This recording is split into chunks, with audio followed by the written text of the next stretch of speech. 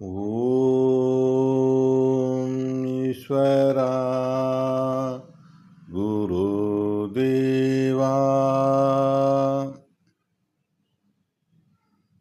மாமகர்ஷி வேணுகோபால சுவாமிகளின் அருள் ஆசியும் அருள் சக்தியும் நாம் அனைவரும் பெறுவோம். அன்பு தாய்மார்களே, சகோதர சகோதரிகளே, உற்றார் உறவினர்களே, நண்பர்களே, வாடிக்கையாளர்களே, தியானவழி என்பர்களே, ஞானிகளே, மகான்களே, தவசிகளே, யோகிகளே, உலக மக்களே, நாளைய எதிர்கால குழந்தைகளே, நாளை உலகை காக்கும் குழந்தைகளே, அனைவரையும் மனம் மொழி மெய்யால் வணங்குகிறேன். இன்று நாம் பார்க்க இருப்பது 18ஆம் பெருக்கு, ஆடிப்பெருக்கு. ஆடிப்பெருக்கு அன்று நமது இல்லங்களில், சமூகங்களில் என்ன செய்வார்கள்? அந்த நீர்நிலைக்கு முக்கியத்துவம் கொடுத்து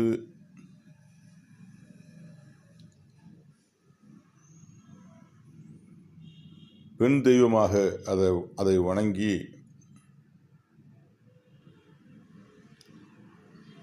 அதற்கு பூஜை புனஸ்காரம் செய்து கையில் நூல்லாம் கட்டிக்குவாங்க. அக்காலங்களில் என்னன்னு கேட்டிங்கன்னா, சப்பரம்லாம் எடுத்துகிட்டு போவாங்க. சின்ன குழந்தைங்க சப்பரம்லாம் செஞ்சு அதை வச்சு இந்த அரிசியில் சர்க்கரையெல்லாம் போட்டு எல்லாம் அங்கே ஆற்றுல அங்கே எல்லாம் படித்துறையில் வர்றவங்களுக்கெல்லாம் கொடுப்பாங்க. குழந்தையாக இருக்கவங்களும் பார்த்துருக்கேன், சின்ன வயசில் பார்த்துருக்கேன். ஆக இந்த 18ஆம் பெரு அப்படிங்கிறது 18ஆம் பெருக்கு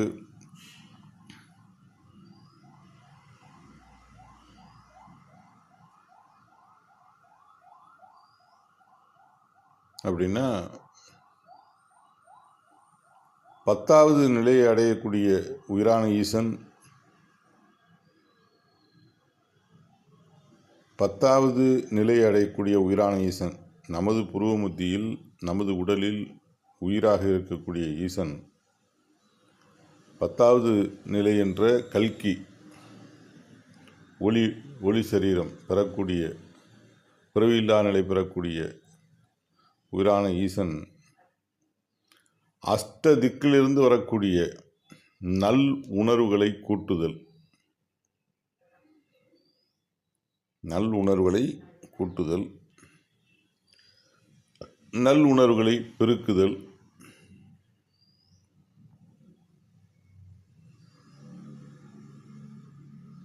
நமக்குள்ள அந்த உணர்வை நமக்குள்ள பதிய வச்சு, அருள் ஞானிகளின் உணர்வுகளை பதிய வச்சு நாம் அதை அனுதினமும் வளர்க்கணும்.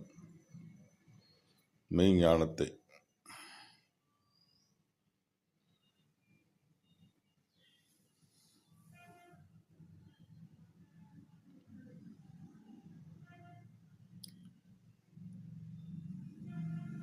நாம் சதா அதே சிந்தனையில் இருந்தோம் என்றால், இந்த உடம்பு எப்படி கிடைச்சிது, இந்த உடல் எப்படி கிடைச்சது, இந்த உயிர் எப்படி உருவானது, இந்த சிந்தனையெல்லாம் செஞ்சுக்கிட்டே இருந்தோம்னாலே நமக்கு அந்த நிலை வந்துடும். அதுமாரி 18ஆம் பேர் அப்படிங்கிற நமக்கு ஐயப்பன் ஞாபகம் வருது. ஐயப்பனுடைய தன்மைகளையும் அங்கே 18 படியேற்க வச்சுருப்பாங்க. எப்படின்னு கேட்டிங்கன்னா, இதெல்லாம் இந்த ஒளிவுடல் பெறணுங்கிறது தான் அதனுடைய தன்மை. அதுபோல் ஆடிப்பட்டம் தேடி விதை, ஆடிப்பட்டம் தேடி விதை என்று சொல்வார்கள். அதாவது எப்படின்னு கேட்டிங்கன்னா, ஜாதகம் ஜோதிடம்னா சாமி பார்க்க மாட்டாங்க.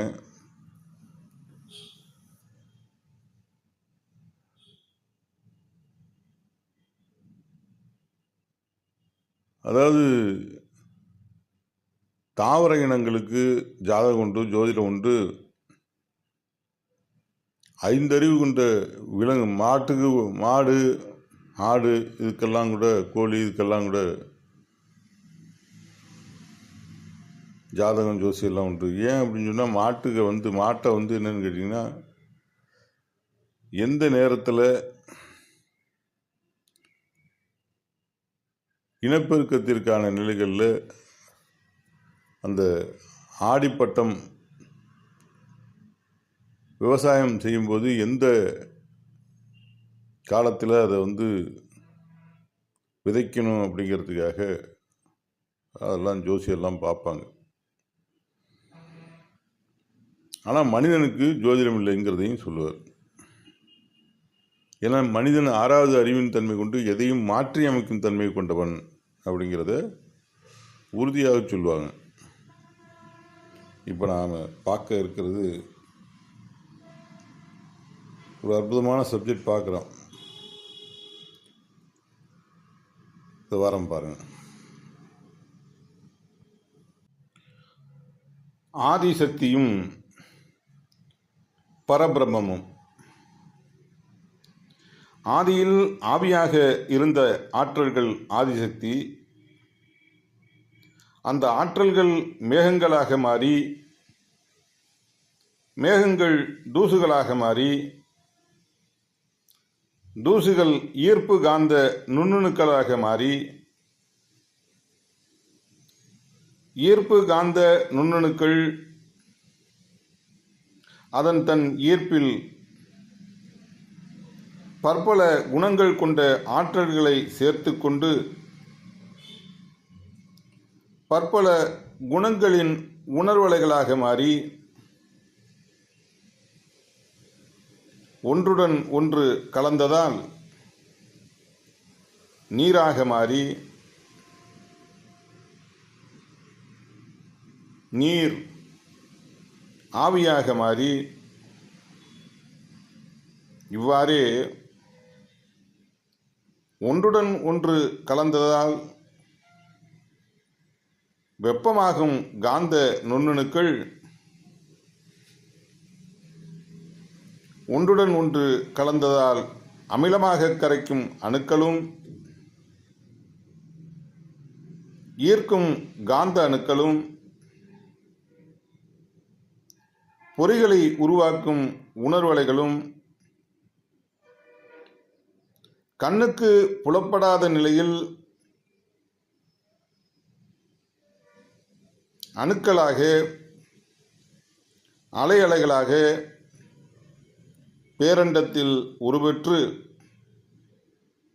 பரவிய பேராற்றல்கள் பற்பல குணங்களின் நுண்ணணுக்களாக உருப்பெறச் செய்ய காரணமாக இருந்த நிகழ்ச்சிகளே பரபிரம்மம்.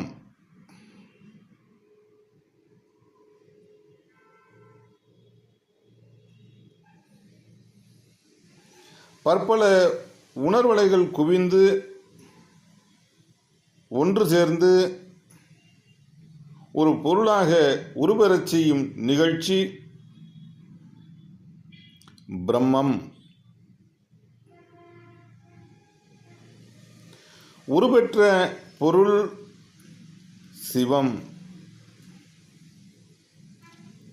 தன் எடையின் கனத்தால் பேரண்டத்தில் நகர்ந்து சுழலச் செய்யும் ஆற்றல் சக்தி.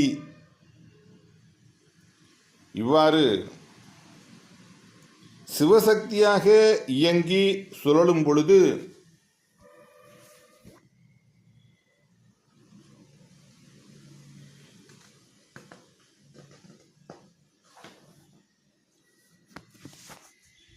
வெப்பமாகி வெப்ப அலைகள் பொருளுக்குள் இருக்கும் உணர்வலைகளில் அணுக்களை வெப்பமாக்கி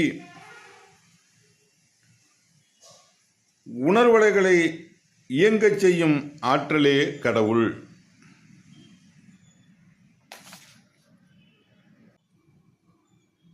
பேரண்டத்தில் ஒரு சிறு பொருளாக உருப்பெற்று அந்த பொருள் சிவசக்தியாக சுழன்று இயங்கிக் கொண்டு பேரண்டத்தில் உள்ள பற்பல குணங்களின் உணர்வலைகள், காந்த அணுக்கள், பொறிகளை எழுப்பும் அணுக்கள் ஒன்றுடன் ஒன்று சேர்ந்ததால் அமிலமாகும் அணுக்கள் தூசுகள் துகள்களையும் தனக்குள் எடுத்துக்கொண்டு வளரும் நிலை பெற்றது.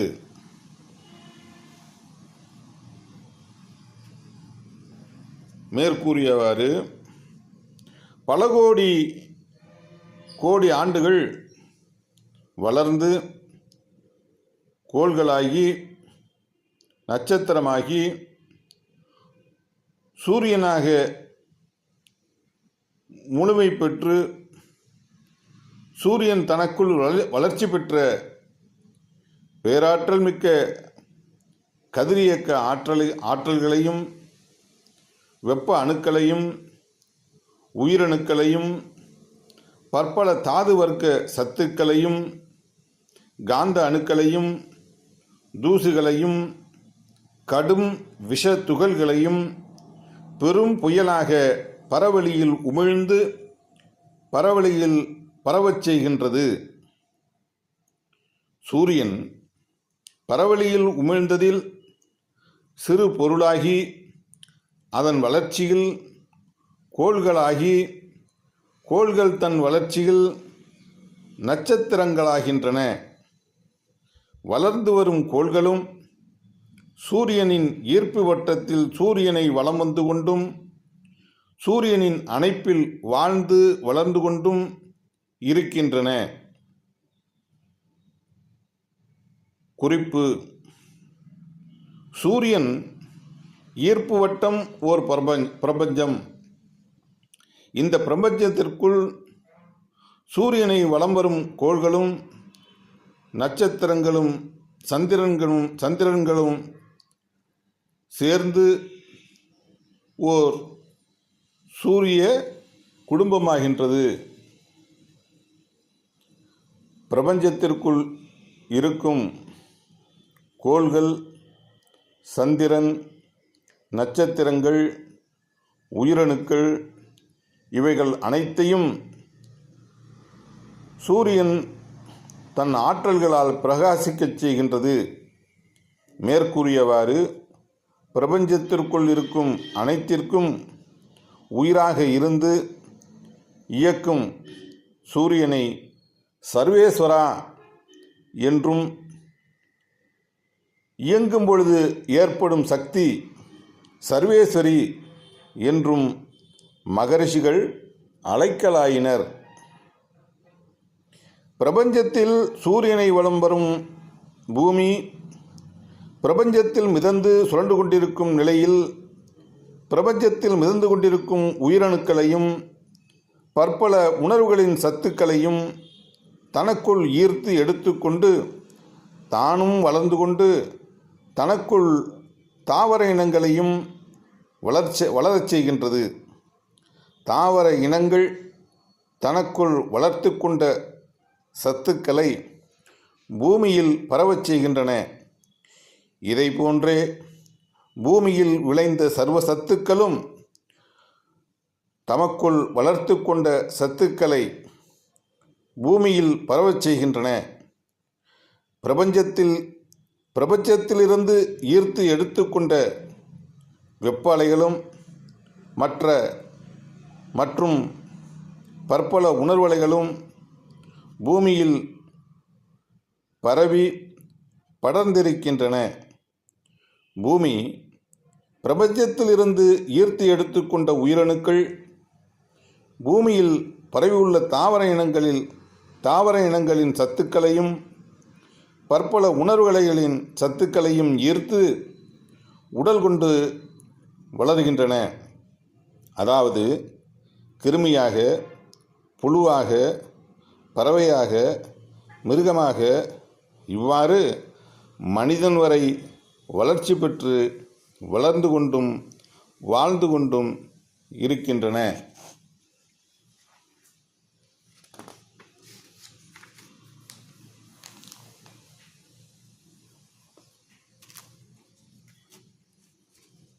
பூமி பிரபஞ்சத்தில் ஓர் பரமாக இருப்பதால் பரமேஸ்வரா என்றும், பூமியில் அனைத்து பொருட்களையும் இயங்கச் செய்து கொண்டு இருக்கும் சக்தியை பரமேஸ்வரி என்றும் மகரிஷிகள் அழைக்கலாயினர்.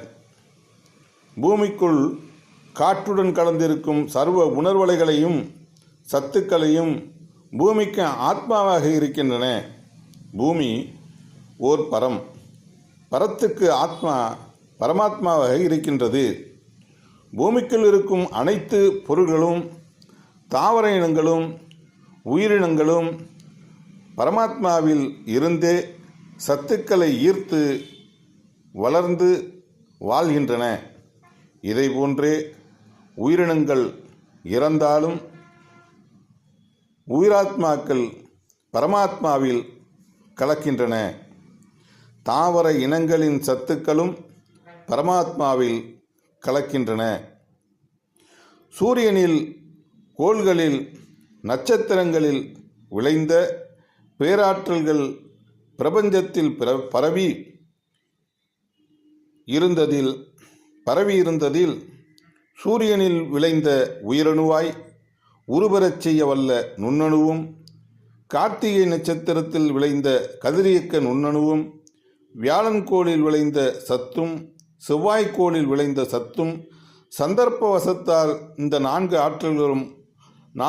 ஆற்றல்களும் ஒன்றுடன் ஒன்று சேர்ந்ததால் ஓர் கருவாகி துடிப்புள்ள உயிரணுவாகின்றது.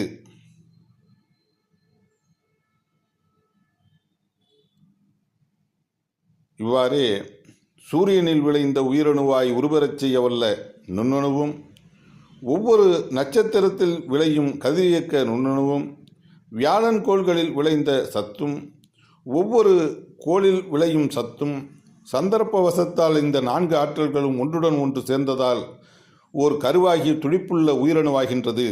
அதாவது உயிரணுக்குள் துடிப்பு இருந்து கொண்டே இருப்பதால் உயிரணுக்குள் வெப்பம் இருந்து கொண்டே இருக்கின்றது. சந்தர்ப்பவசத்தால் தாவர இனங்களில் இத்தகைய உயிரணு வீழ்ந்தால் அந்த தாவர இன சத்தை உயிரணு ஈர்த்து உயிரின் துடிப்பால் ஏற்படும் வெப்பம் தாவர இனத்தின் சத்துக்குள் மறைந்திருக்கும் வெப்ப அணுக்களை இயக்கி புழுவாக உருபெறச் செய்கின்றது. மேற்கூறியவாறு உயிரணுவின் துடிப்பினால் உயிரணுக்குள் ஏற்படும் வெப்பம் புழுவின் உடலுக்குள் மறைந்திருக்கும் வெப்ப அணுக்களை இயக்கி உடலை வளரச் செய்யும். உயிரணுவிற்குள் வெப்பமாயிருந்து உயிராய் இயங்கும் உயிரே கடவுள். புழுவாகி உடல் பெற்று வாழ்ந்து கொண்டிருக்கும் நிலையில் புழு உட்கொண்ட இரையும் சுவாசித்த உணர்வுகளும் உடலில் நுண்ணணுக்களாக விளைந்த நுண்ணணுக்கள் புழுவின் உயிரின் ஈர்ப்பில் ஆத்மாவாக சேர்ந்து உயிராத்மாவாகி புழு இறந்தபின் புழுவின் உயிராத்மாவில் பரமாத்மாவில் கலக்கின்றன. பரமாத்மாவில் கலந்துள்ள புழுவின் உயிரான்மா மறுபிறவியில் பூச்சியாக பிறக்கின்றது. இவ்வாறு ஒவ்வொரு உடலிலும் உட்கொண்ட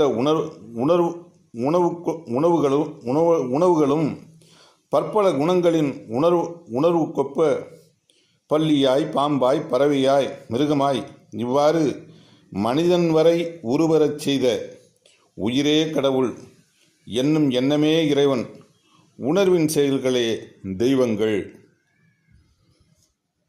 இப்படிங்க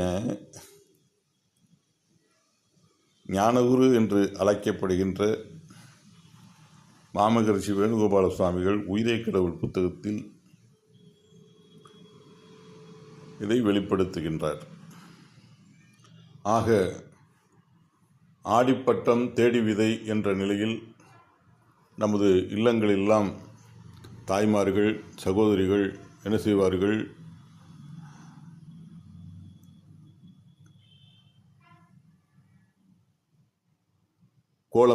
கோலமிட்டு விளக்கேற்றி லக்ஷ்மி பூஜை செய்து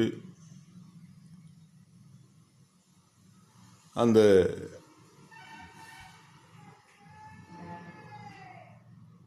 பக்தி மார்க்கத்தில் பற்பல நிலைகளை உருவாக்குவார்கள். இதெல்லாம் எப்படின்னு கேட்டிங்கன்னா, லக்ஷ்மிங்கிறது காந்தம். நமக்கு சாமி சொன்ன நிலைகள் உள்ள போய் பார்த்தோம்னு சொன்னோம்னா லக்ஷ்மிங்கிறது. நாராயணன்கிறது சூரியன், சூரியனுடைய துணைவியார் மனைவி லக்ஷ்மி, காந்தம். ஆக காந்தம்ங்கிற இப்போ கஜலக்ஷ்மி அப்படின்னு போட்டிருப்பாங்க, 2 யானையை போட்டு காமிச்சிருப்பாங்க. அப்படின்னா என்ன? அதாவது உயர்ந்த ஞானத்தை கொண்ட சக்தியை நாம் ஈர்ப்பது என்று அதுக்கு பொருளாகுது. அங்கே ஒரு கலசத்தை வச்சு காமிப்பாங்க. அதுக்கு நம்ம தியானம் பண்ணணும், அதுக்கான சக்தியை எடுக்கணும். அதுமாரி அஷ்டலட்சுமி இதெல்லாம் கொடுத்துருக்காங்க ஒவ்வொரு நிலைகளிலும். அப்போ அந்த லக்ஷ்மிங்கிற நிலை என்ன செய்யணும்? காந்த சக்தி, அந்த தெய்வ சக்தியை நாம் இழுக்கணும். ஓம் ஈஸ்வரா குருதேவா. வழக்கம் போல் டைம் ஆயிடுச்சு. குருவர்களை பெறுவோம். இந்த பதிவை கேட்டுக்கொண்டிருந்த அனைத்து உயிராத்மாக்களும் சாமிமா சர்க்குருதேவர்களால் அகத்திய மாமகிருஷ்ணர் சத்தியம் துருவ நட்சத்திரத்தின் பேரருளும் பெறலையும் சப்தரிஷி மண்டலங்களின் பேரருளும் பெறலையும் பெற்று உங்கள் வாழ்க்கையில் உடல் நலம், உடல் பலம், மனநலம், மனபலம், தொழில் வளம், செல்வம், செல்வாக்கு பெற்று செல்வ செழிப்போடு மனமகிழ்ச்சியோடு அருள் ஞானம் பெற்று அருள் வாழ்க்கை வாழ்ந்து இப்பிறவி நோக்கமான பிறவியில் நடைபெற பிரார்த்திக்கின்றேன். மகிழ்ச்சி சாமிகளை. எல்லாருக்கும் வணக்கம். குருவருள் பெறுவோம். சப்ஸ்கிரைப் பண்ணாதவங்களாம் கொஞ்சம் சப்ஸ்கிரைப் பண்ணிங்க, ஷேர் பண்ணுங்கள், லைக் பண்ணுங்கள். கமெண்ட் செக்ஷனில் உங்களுடைய பதிவுகளை எல்லாம் பதிவு பண்ணுங்கள். ரொம்ப சந்தோஷம், மகிழ்ச்சி. வணக்கம். ஓம் ஈஸ்வரா குருதேவா. குருவே சரணம், குருவே துணை.